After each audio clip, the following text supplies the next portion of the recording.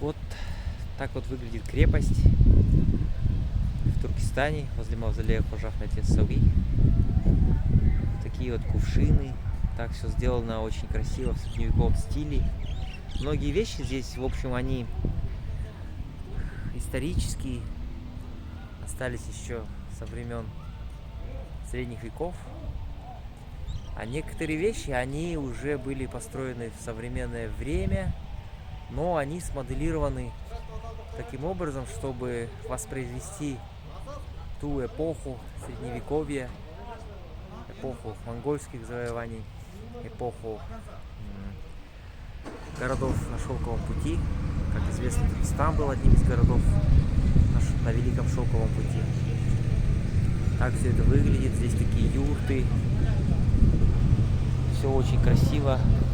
Даже вот такие вот башни есть. Все воспроизведено, как это было в средневековье.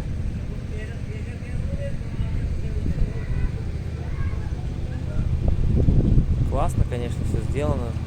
Вплоть до орудий труда, вплоть до вот таких домов. Все сделано, как оно было раньше.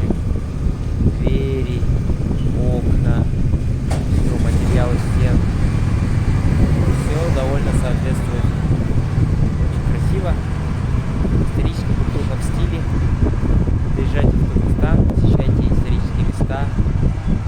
Также много святых мест вокруг Туркестана. В общем, советую всем приехать и насладиться этой атмосферой, культурой.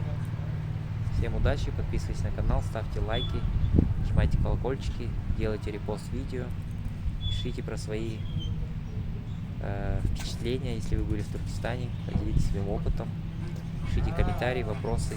Всем добра, удачи, любви.